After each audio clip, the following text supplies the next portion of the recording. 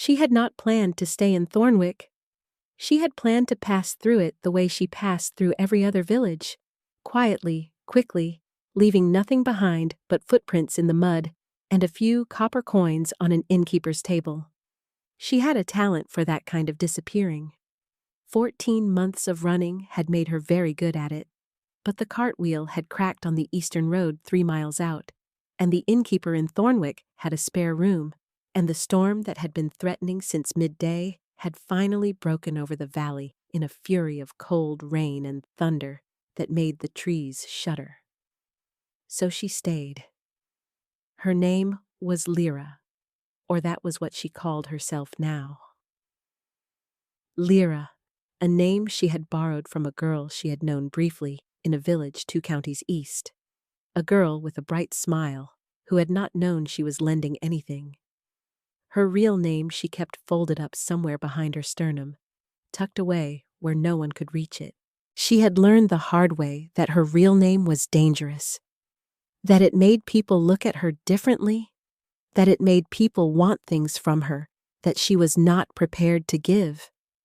She was a healer by trade, which was how she explained the small leather satchel she kept always within arm's reach and the faint golden residue that sometimes lingered on her hands after a difficult case. Common blood healing magic. Not unusual enough to draw comment in most villages, and Thornwick was the kind of place that accepted strangers without too many questions, as long as the stranger had useful hands and a quiet disposition. She had both. The inn was warm. The stew was tolerable. She was almost beginning to breathe properly when the child began to scream. Not a child. She corrected herself before she was halfway to the door. She could hear it now through the rain. Not a human sound, but not quite an animal sound either. Something in between, something that hit her in the back of the throat and made her eyes sting before she had any logical reason to feel anything at all. She had her boots on before she made the conscious decision to put them on. The innkeeper's wife caught her arm at the door.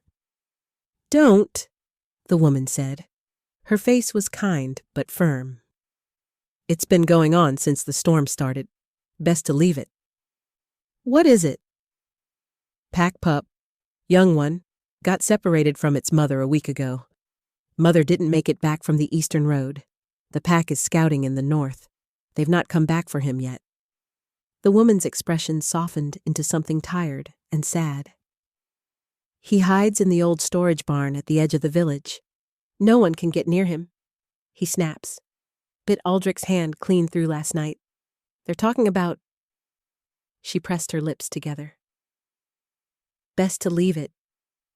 Lyra had already picked up her satchel. "Miss," the woman said again, "I won't be long." She lied. She was out in the rain with a lantern for nearly an hour before she found him. He was wedged into the far corner of the barn behind a stack of rotting barrels, and he was in wolf form. Small, maybe the size of a large dog. His fur the deep charcoal of a storm cloud. His eyes 2 points of terrified amber in the dark.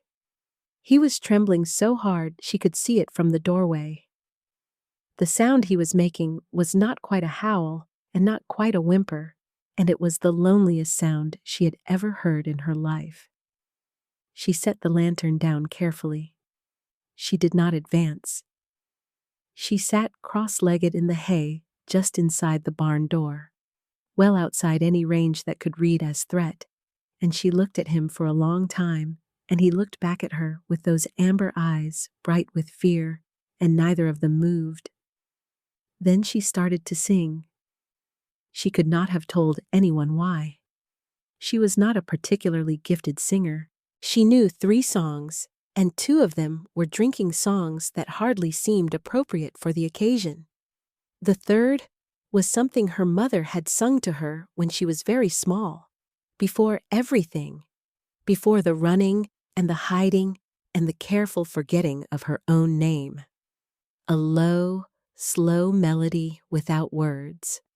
More breath than sound, the kind of song that did not demand anything from the person hearing it.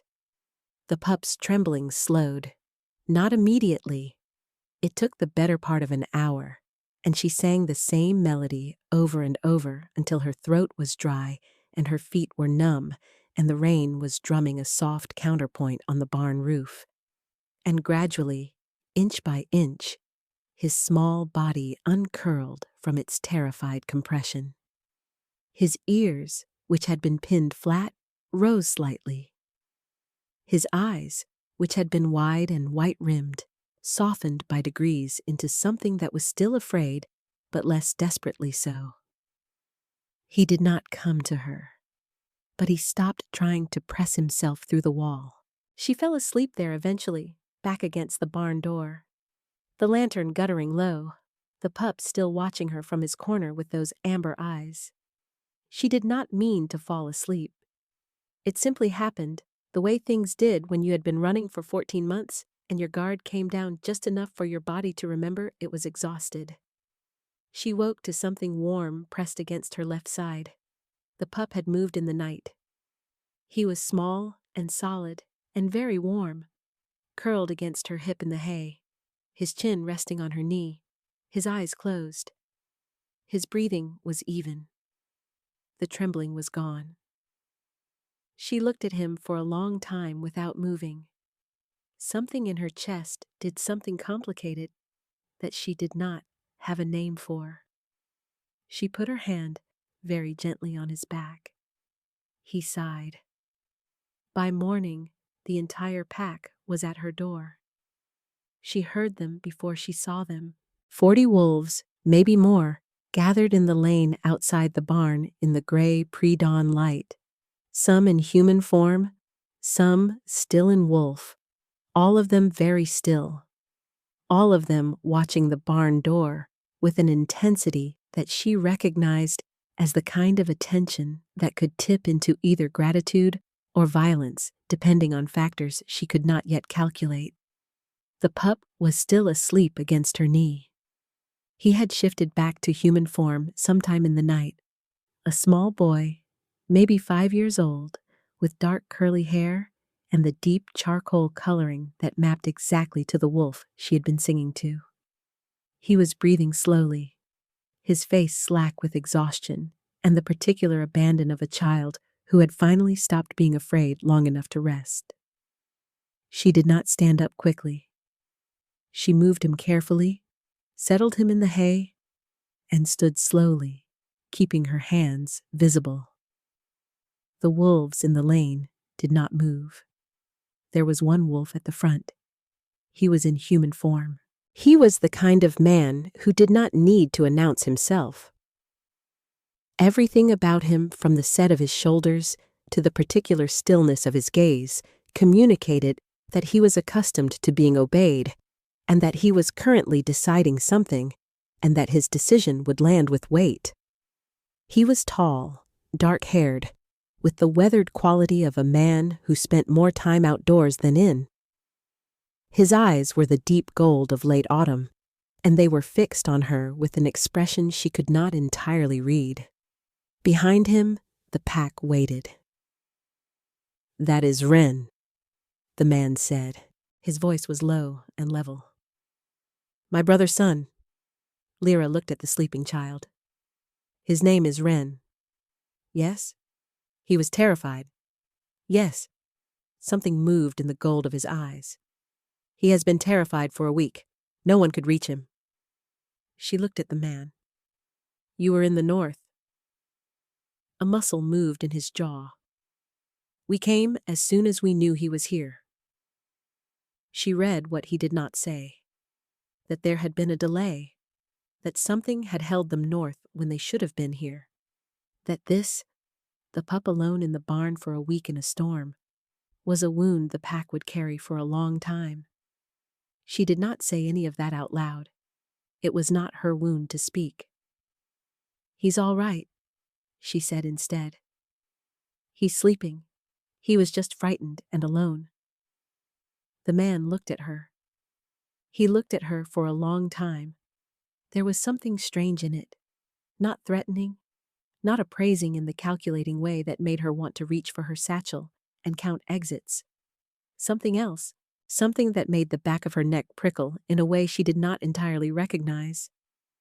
"You sat with him all night," he said. "Yes." "Why?" She thought about it. Someone had to. He held her gaze. The pack behind him had gone very still. Then the man stepped forward, and she made herself not step back, and he came to stand 3 feet from her in the barn doorway, and he looked down at her with those autumn gold eyes, and she noticed, because she noticed everything, it was how she had survived 14 months of running, that his nostrils had flared slightly, and that the muscle in his jaw had moved again, and that his hands had stilled at his sides with the particular deliberateness of a person preventing them from doing something. "I am Aldrich Sorn," he said, "Alpha of the Thornwood Pack." She did not show that the name meant something to her. She was very good at not showing things. "Lyra," she said. "I'm a healer, passing through." "Were you?" It was not a question. She held his gaze. "The cartwheel cracked," she said. "I'm waiting for the axle to be repaired." "And in the meantime, you sat all night in a storm with a frightened child wolf you had never met." "Someone had to," she said again. Aldrich Sorn looked at her for another long moment. Then he looked at his nephew, curled in the hay, breathing slow and even. Something crossed his face that was not the controlled expression of an alpha in front of his pack. Something raw and private and gone almost before it registered. He turned back to her. "You have our gratitude," he said. "The pack's and mine." She said nothing. "You will stay," he said. "I told you, the axle." "As our guest," he said. "Not as an obligation. You helped Wren. The pack acknowledges this. You are under our protection while you remain in Thornwick." He paused. "However long that turns out to be." The particular emphasis on the last sentence did something uncomfortable to her breathing. She should have said no. She said nothing, which was not the same as yes, but it was close enough. The axle took 3 days to repair, or so the blacksmith told her, with the particular expression of a man who had received instruction from someone he did not feel comfortable disobeying. She was not naive enough to believe it was the axle's fault. She stayed. The pack circled her. Not obviously. Not in any way she could object to. But she was aware of them the way she was aware of weather. A constant presence at the edge of her peripheral vision, quietly watching, quietly adjusting themselves around her. The baker on the high street left bread outside the inn door before she came downstairs each morning. The woman who ran the herbalist's stall made a point of saying her name when she passed, a small recognition that marked her as known. 2 of the younger wolves who spent their evenings on the inn steps moved closer to her table without being asked when a pair of strangers came through on the second afternoon and looked at her for too long. She noticed all of it and said nothing, and kept her hands busy with the small cases that came to her door. A child's fever, an old man's shoulder, a complicated bruise that spoke of a fall from height, and tried not to think about the alpha. She thought about the alpha constantly. He was not what she had expected. She had met pack alphas before, in the months of running, had carefully, deliberately avoided them, because pack alphas tended to be either territorial to the point of hostility or politically useful to people who were looking for her, and neither outcome served her. Aldrich Sorn was neither. He was present without being oppressive. He was watchful without being predatory. He had a dry, quiet sense of humor she had not anticipated, and he used it sparingly, at moments that caught her off guard, and she found it harder than she should have to keep herself from smiling back. He came to her on the second morning, not formally, not with the weight of a meeting. He simply appeared at the table where she was taking her breakfast and sat down across from her, and she looked up and looked back down at her bread, and he ordered tea from the innkeeper's wife, and for a while, neither of them said anything. "Ren has been asking for you," he said finally. "Has he?" "He would like to know if you will sing again tonight." She looked up. There was something in his expression that was entirely neutral, which meant it was covering something else. "He told you that." In slightly more words, "He is 5. He has opinions." She felt the corner of her mouth move. She stopped it. "Tell him I'll look in later." Aldrich looked at her. "He would also like to know," he said, "if you are going to keep pretending not to know what is happening." The warmth left the moment cleanly and efficiently. She held his gaze. "I don't know what you mean." "You know exactly what I mean." His voice was still level, not threatening, just very, very certain. "You have known since the first morning. Your breathing changed when I got within 3 feet of you. You have been very carefully not standing within 3 feet of me ever since." She said nothing. "I am not asking you to acknowledge it publicly," he said. "I am not asking you to do anything you are not ready to do.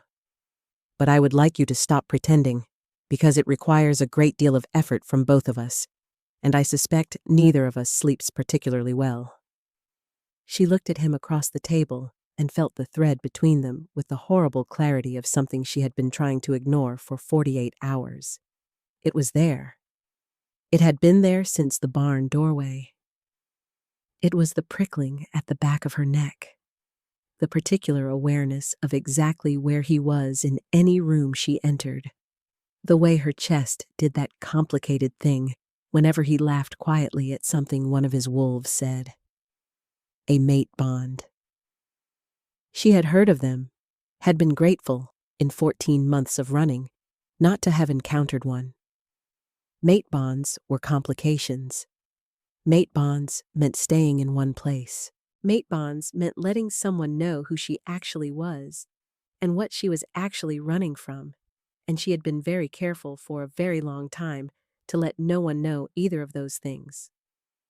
"You don't know who I am?" she said.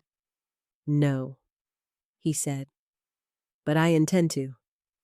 "That might not be wise?" "Possibly." He looked at her steadily. "Tell me why." She looked at her hands around the cup of tea. The faint gold residue from this morning's cases. The small signs, if you knew what to look for. "I have a past," she said carefully. "There are people looking for me. People with considerable reach and considerable motivation. Associating yourself with me, associating the pack with me, carries risk." "What kind of people?" "The political kind." Aldrich was quiet for a moment. "How long have you been running?" 14 months. "Alone?" "Yes." He looked at her with an expression she could not entirely categorize. It was not pity. She would have been able to dismiss pity.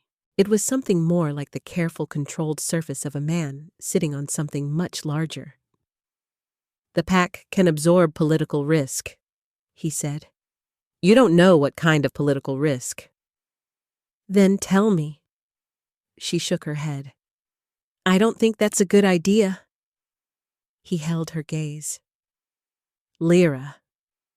Her borrowed name in his voice had a weight to it, a precision, like he was choosing to use it rather than ask for the one beneath it, and the restraint in that was more disarming than a demand would have been. "You sat alone in a storm all night to sing to a frightened child wolf you had never met. You have been quietly healing half the village since you arrived, and you have taken almost nothing for it. You flinch every time a stranger comes through on the road." She said nothing. "Whatever you're running from," he said, "you shouldn't be running alone." The thread between them pulled. She felt it with a clarity that was almost uncomfortable. A warmth that started at the base of her spine and moved outward, patient and insistent. She stood up. "Thank you for breakfast," she said. "I'll look in on Ren this afternoon." She walked back upstairs.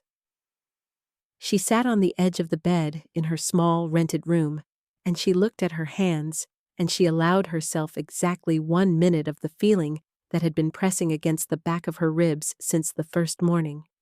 And then she folded it up carefully and tucked it away beside her real name, where it would be safe. She was very good at that. Wren found her first. She was in the herbalist's garden on the third morning, sorting through the stock of dried moonflower root that old Marta kept for fever cases, and he simply appeared at her elbow, as small children do, without any of the telegraphing of approach that adults manage. He had dark curly hair and his uncle's autumn gold eyes, and he was watching her with the unfiltered, unself-conscious attention of a child who had not yet learned that staring was rude. "You're the singing lady," he said. "I suppose I am. Uncle Aldrich said you might not stay." She kept her hands moving through the dried herbs. "Your uncle is probably right." Wren considered this with the particular gravity of a 5-year-old processing unsatisfactory information. "He's wrong sometimes," he said. "He was wrong about the river crossing at Aldenmore. Bren told me. Uncle Aldrich made everyone go around, and it took 3 extra days, and then the river was only knee-deep." She felt her mouth move.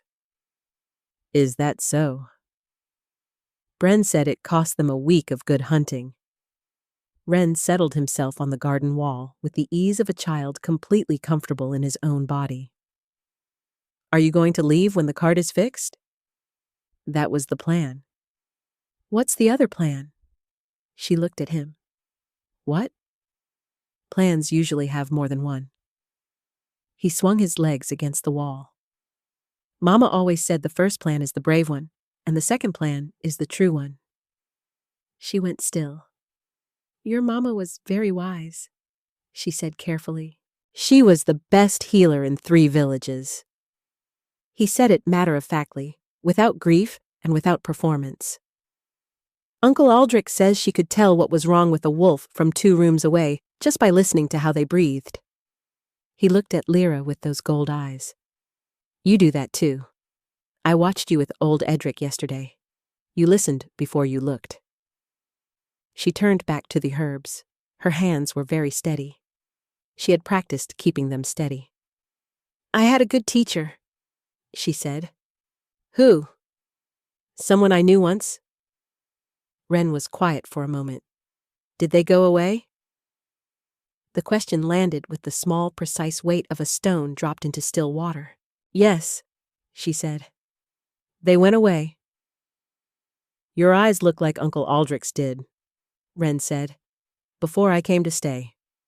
Bren says Uncle Aldrich used to stare at the eastern road every morning like he was waiting for something. He didn't know he was doing it. Bren says that's the saddest kind of waiting, the kind where you've given up hoping, but your body hasn't got the message yet." She looked at the child. He looked back at her with complete, undefended honesty. "I'm very talented," he added in a completely different tone. "I can braid 6 different kinds of knot. Bren taught me. Do you want to see?" The cart was ready on the 4th day. The blacksmith came to the inn himself to tell her, with the expression of a man delivering news he had been holding back as long as professionally defensible. She thanked him, paid him fairly, and went upstairs to pack her satchel. She was very quick about it.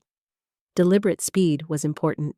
If she was fast enough, she did not have time to look around the small room that had, over 4 days, accumulated the subtle markings of habitation.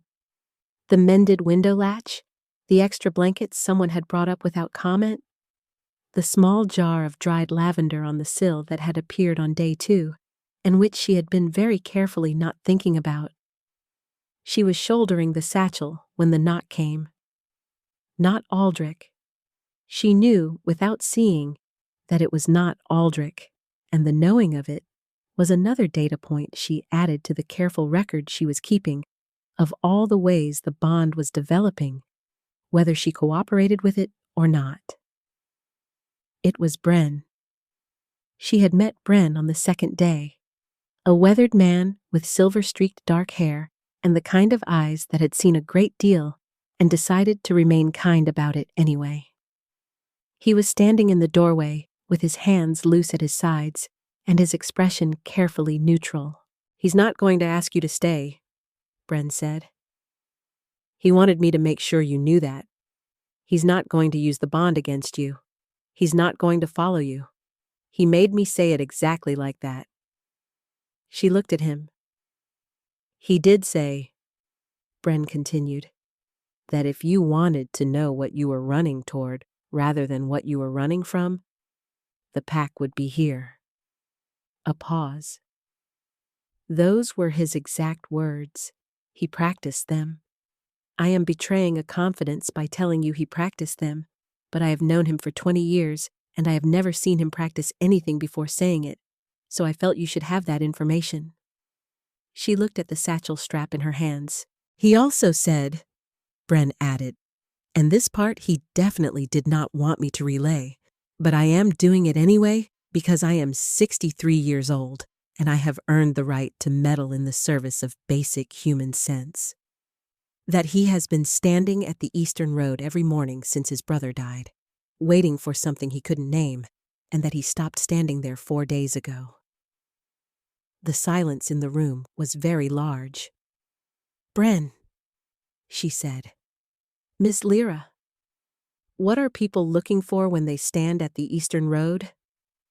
Bren looked at her steadily. "The same thing every wolf who has lost something looks east for. The mate bond travels east, toward the rising moon. Old instinct. Most wolves who have found theirs don't even know they're doing it." His voice was very gentle. "It means they've felt the pull, and they don't know the source yet." She sat down on the edge of the bed. "I am running from something serious," she said. "I know. You don't know what it is." "No, but I know what serious looks like, and I know the Alpha has faced serious things before." Bren crossed to the window and looked out at the lane below. "I have fought beside Aldrich Sorn in 3 border wars and 1 succession crisis, and 1 winter that I will not describe in polite company. There is nothing in the political landscape of Valdoria that would make him step back from what the moon has given him. That is not a threat," he added. "It is simply true." She said nothing. "The choice is yours," Bren said. "It is entirely yours. He is very clear on that." He turned from the window. "But you are not leaving behind only him. You are leaving behind Ren, who slept through the night for the first time in a week because someone sat in the dark and sang to him. You are leaving behind a village that has been quietly adopting you for 4 days with the particular efficiency of a wolf pack that has collectively decided something without anyone saying it out loud." He picked up his hat from the doorframe. "And you are leaving behind the Eastern Road, which I suspect you will stand at eventually, and the moon, which will pull in only one direction." He went to the door.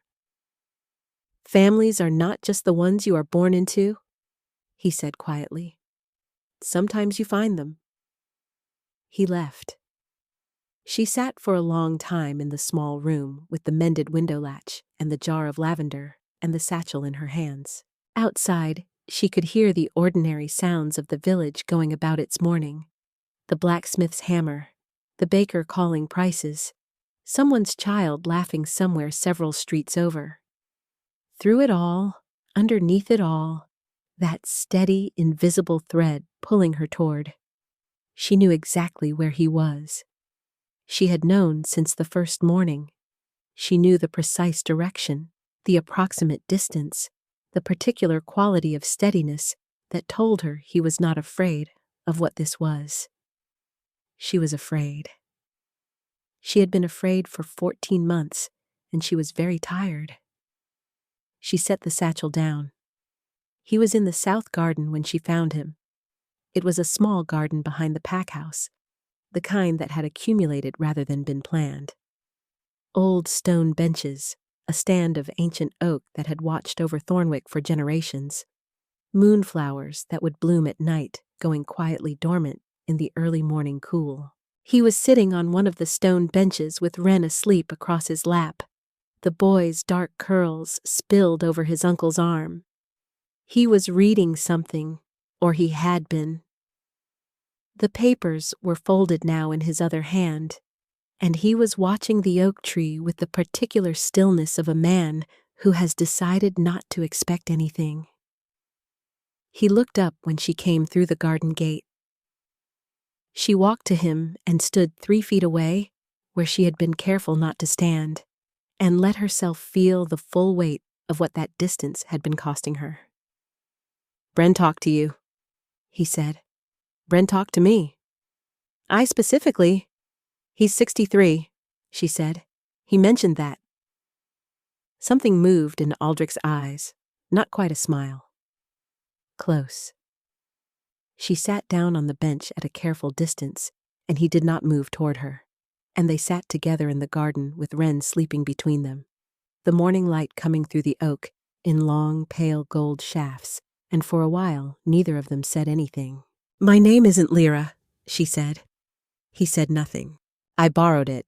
It was easier to borrow something than to explain." She looked at her hands in her lap. "My real name is Eliath Varen.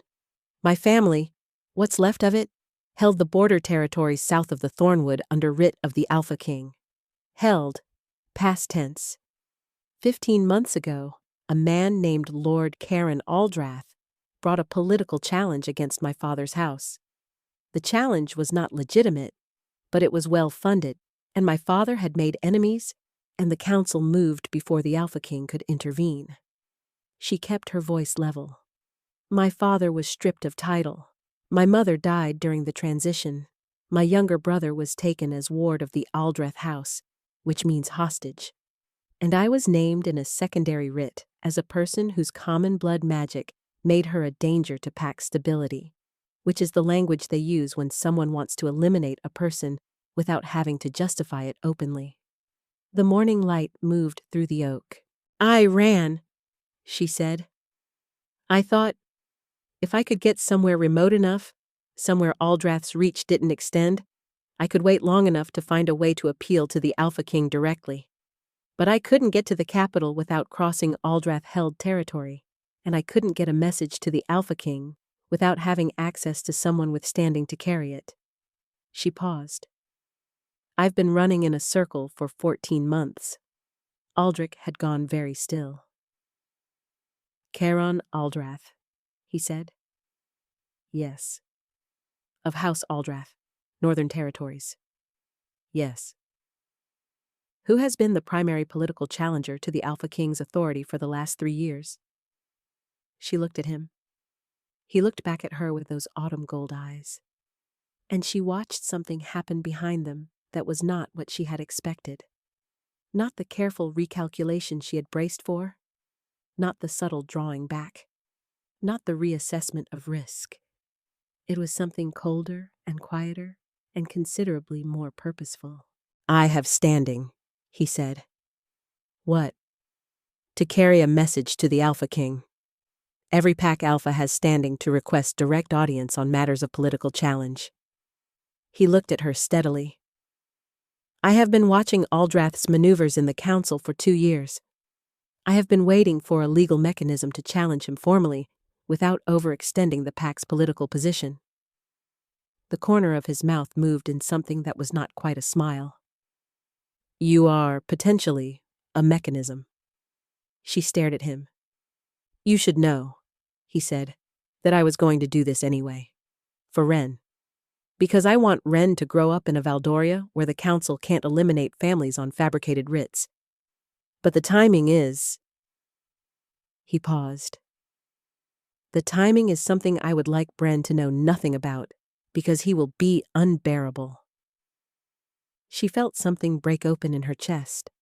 Not the frightened thing she had been carrying for 14 months. Something else. Something older and quieter and considerably more dangerous. "You don't know me," she said. I know you sat in a storm all night to sing to a frightened pup. He held her gaze. I know you have been healing half this village for 4 days, and you have taken almost nothing for it. I know you flinch at strangers, and you watch exits, and you've been folding yourself down smaller and smaller for a very long time. He paused. I know you borrowed a name because yours felt too dangerous to carry, and I know you've been carrying it anyway underneath the whole time. She said nothing. I know, he said more quietly, what it means that Wren slept. The morning settled around them. Wren breathed steadily across his uncle's lap, his small face slack and peaceful. I'm frightened, she said. It came out very plain and direct, which was how things came out when she was too tired to dress them up. I have been frightened for 14 months, and I'm tired, and I'm terrible at hope, and I need you to understand that before— I know, he said. I'm not finished. I know, he said again, and his voice was very gentle. Take your time. She looked at him across the small distance of the bench.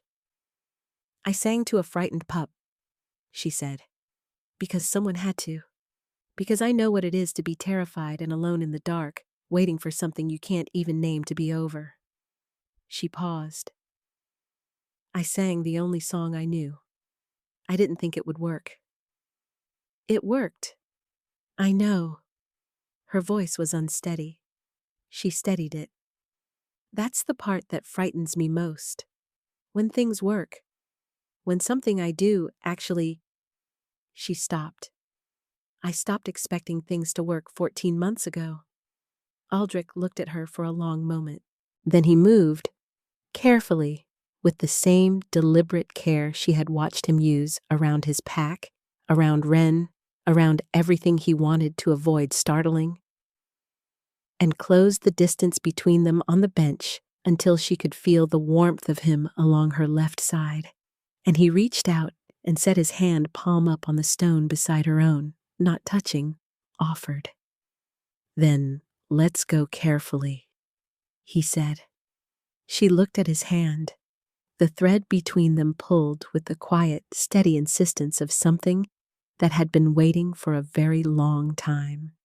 She put her hand in his. The warmth that moved through her was not lightning. It was not the crash and flood of the stories, the overwhelming heat of a bond forced into completion too quickly. It was something slower and deeper. Something that felt, against all reasonable expectation, like the exact same thing she felt when she stopped running and let herself breathe. Like coming in out of the rain. Neither of them spoke for a while. Wren shifted in his sleep, curled tighter, and made a small sound of contentment that had nothing to do with words. The message to the Alpha King went out that evening. Bren carried it himself, which was his insistence and not Aldrich's, though Aldrich did not object once Bren pointed out, with the particular tone of a man who has earned the right to speak plainly, that he was the fastest rider in the pack, and that the Alpha King had owed him a favor since the succession crisis of the previous decade, and that no one else was going to handle this correctly. He was gone before dawn. The pack did not ask questions. This was, she was learning, one of the particular qualities of Thornwick's wolves.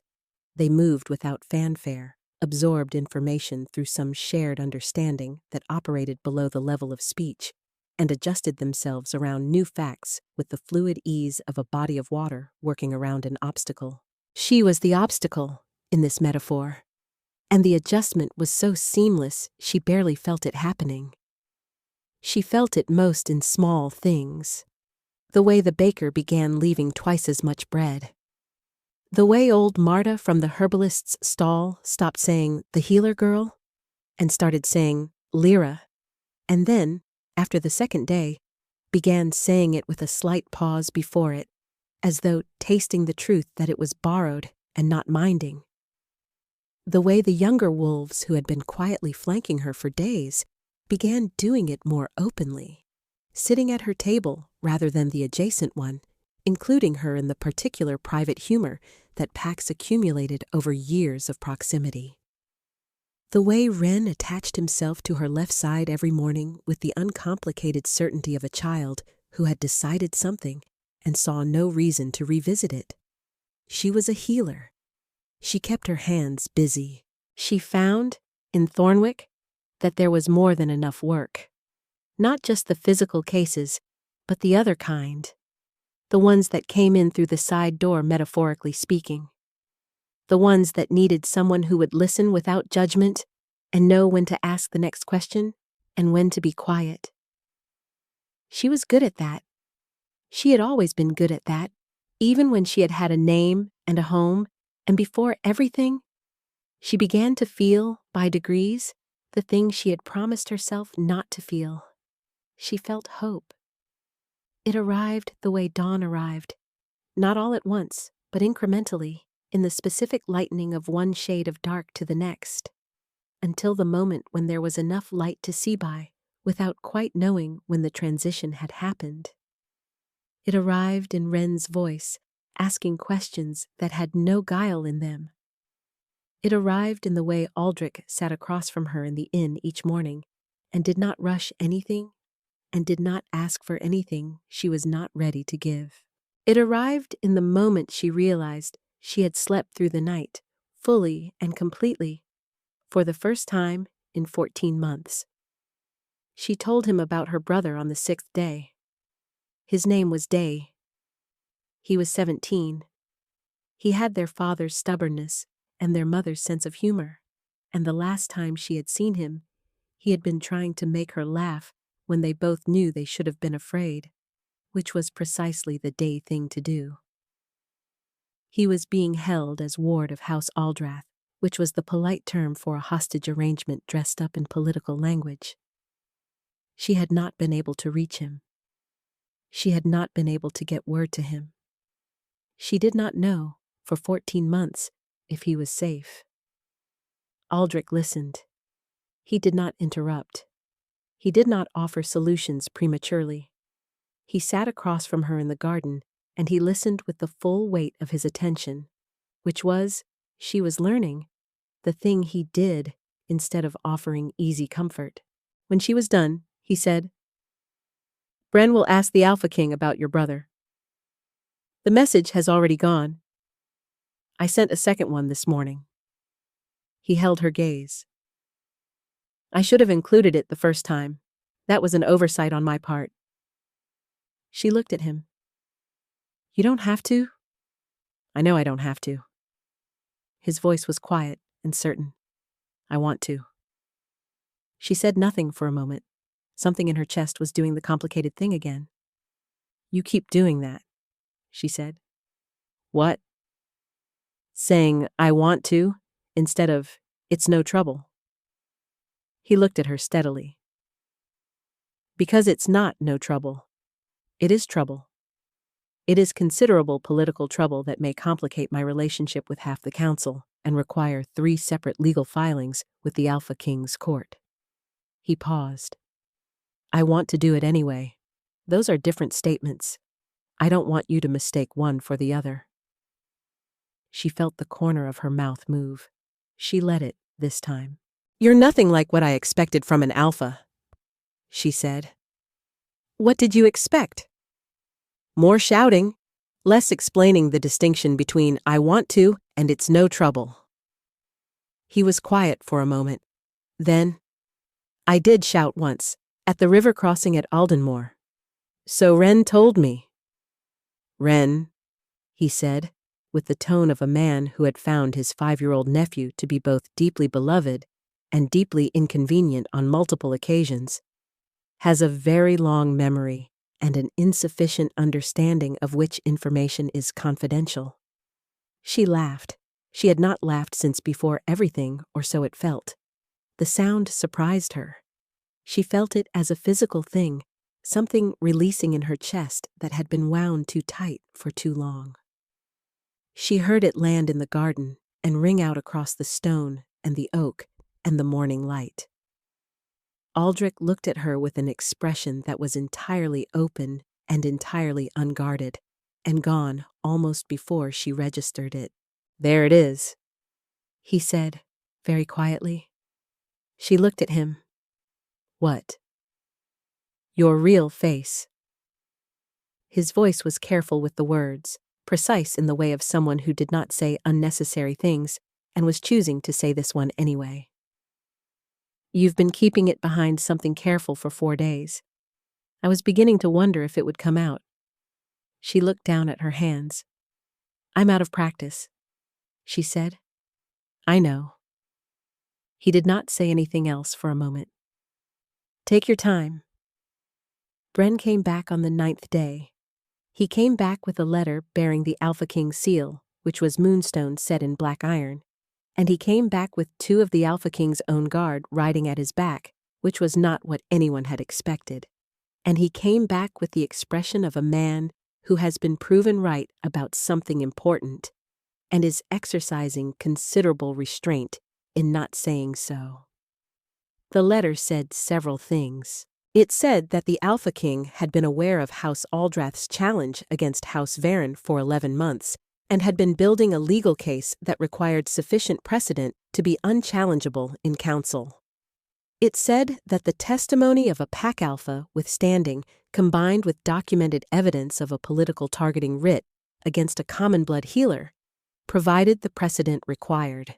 It said that De Varen had been removed from Aldrath custody by royal writ 3 days ago and was currently under the protection of the Alpha King's household. It said that Eliath Varen was no longer a person named under a targeting writ. It said, in the final paragraph, that the Alpha King had been looking east every morning for 11 months, waiting for a mechanism that would allow him to move against Aldrath without triggering a council war, and that he was grateful the mechanism had, apparently, arrived by way of Thornwick. She read it twice. She read it a 3rd time. Then she sat down on the nearest stone bench against hid the thing she had been not doing for 14 months, which was to cry, in the specific helpless way of someone whose body has finally been given permission to report all the things it had been holding for a very long time. Aldrich sat beside her. He did not tell her to stop. He did not offer platitudes. He simply sat, solid and warm, with his shoulder against hers, present in the uncomplicated way he was present for everything. After a while, she stopped crying and felt hollowed out and clean. "My brother is safe," she said. "Yes. I'm not under a writ anymore." "No?" She looked at her hands. "I can use my real name?" He said nothing. She felt him go very still beside her, the careful, controlled stillness of someone who was allowing her to arrive somewhere on her own terms. "Eliath," she said, testing it, 14 months of rust on the word. "My name is Eliath." "I know," Aldrich said. "Bren told me." "Of course he did." He did have the grace to look slightly sorry about it. "Did he?" For approximately 2 seconds. She looked at him. He looked back at her with those autumn gold eyes, and the thread between them hummed with warmth, and the particular quality of something that had been wound tight for a long time, and was finally, carefully, beginning to release. "I borrowed a name," she said, "because I thought mine was too dangerous to carry. And now?" "And now," she looked at the oak tree standing in the morning light, "I want to carry it again." He was quiet for a moment. "Eliath," he said, her real name, said with the particular precision and weight of a man choosing his words deliberately. "Will you stay?" She looked at him, not at the question as an obligation, not at the pack as a political arrangement, or the bond as a mechanism, or the staying as anything but what it was. A choice, unencumbered, hers to make. "I stopped being someone running," she said. I'm not sure who I am instead yet." "That's all right," he said. "We have time." The morning light came through the oak.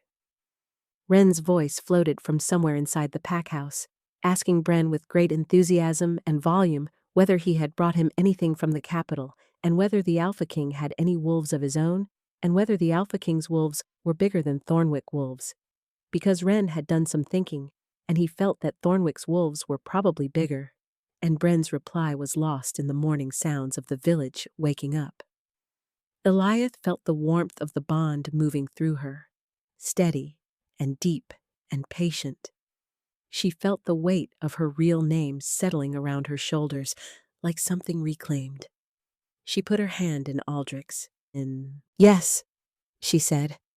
"I'll stay." The seasons turned in Thornwick. The winter was cold and long and full of the particular sounds of a pack house during snow season. The wolves moving through the corridors at odd hours. The fire kept high in the great room. Wren's voice asking interminable questions of anyone within range, and occasionally the precise, dry counterpoint of Bren delivering a one-sentence answer that answered nothing and satisfied Wren completely.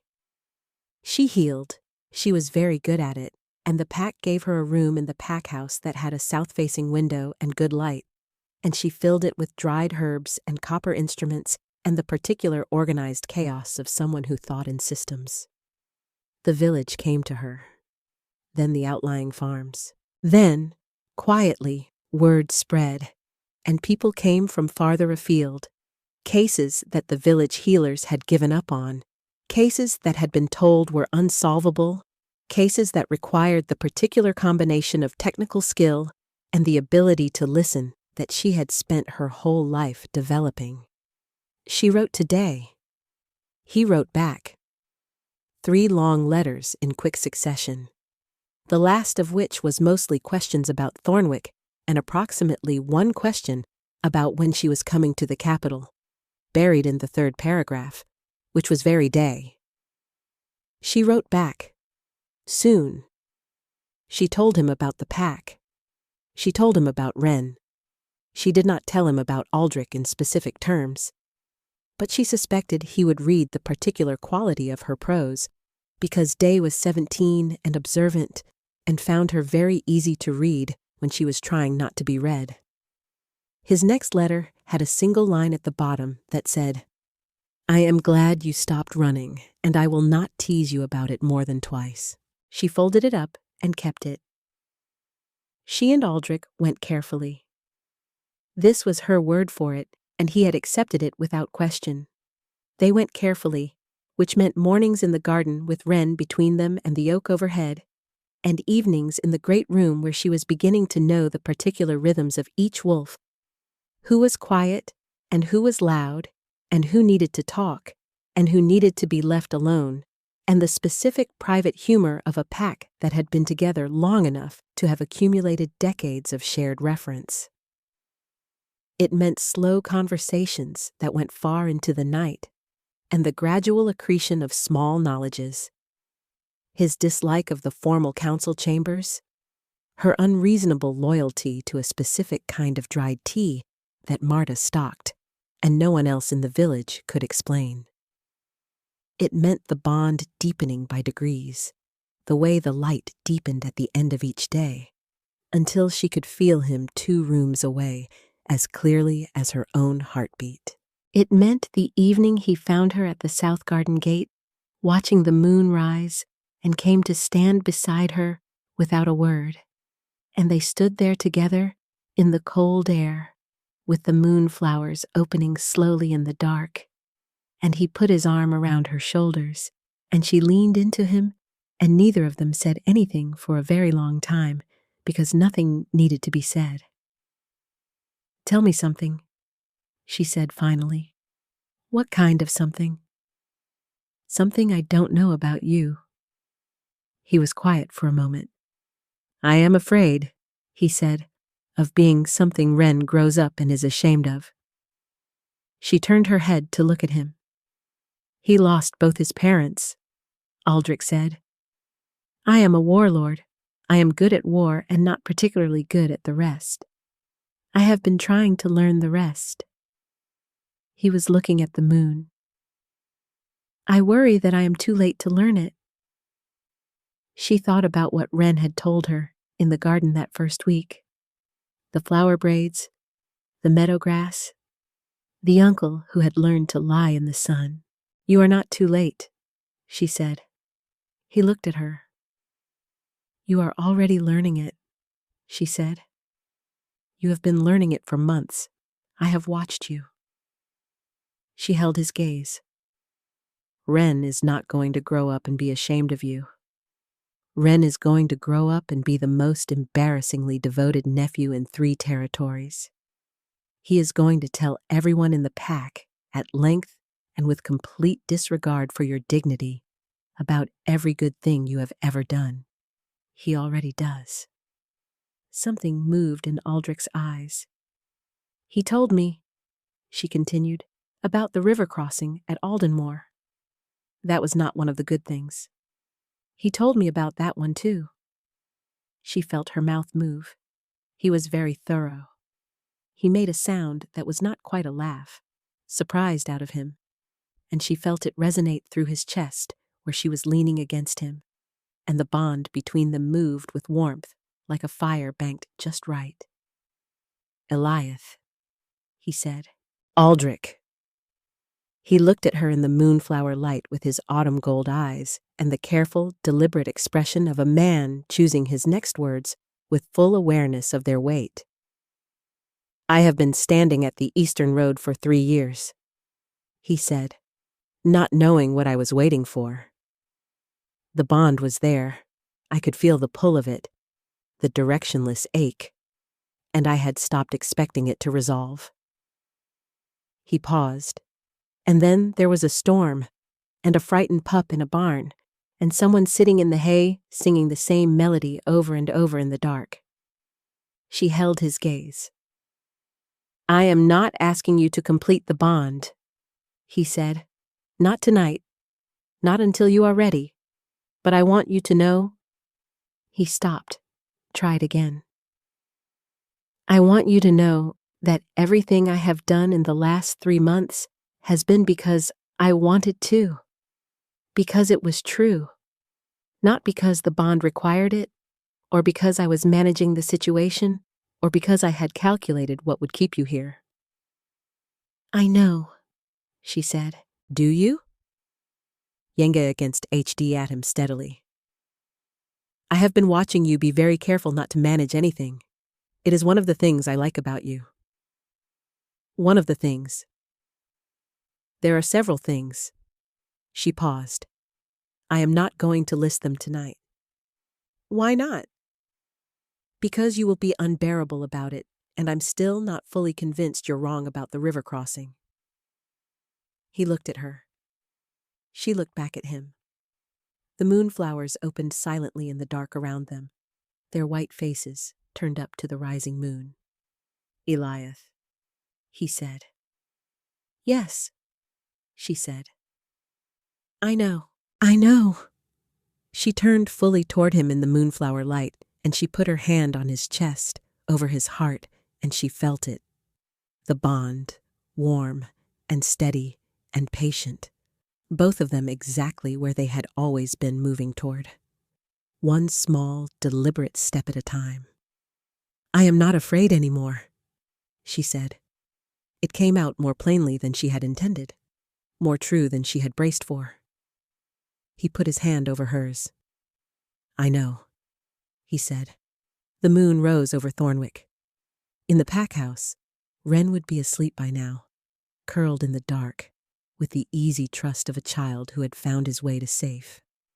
Bren would be in his chair by the fire, with the expression of a man who knew exactly what was happening in the South Garden, and was very carefully not saying anything about it, which was the most restrained he had been in 63 years. The pack settled around them like a tide coming in. She had not planned to stay in Thornwick. She had planned to pass through it the way she passed through every other village against Haquickly, leaving nothing behind. Instead, she had heard a frightened child in the dark, and she had gone, because someone had to. and she had sat in the cold and the rain, and she had sung the only song she knew over and over, until the trembling stopped. By morning, the entire pack was at her door. By spring, she knew she was home.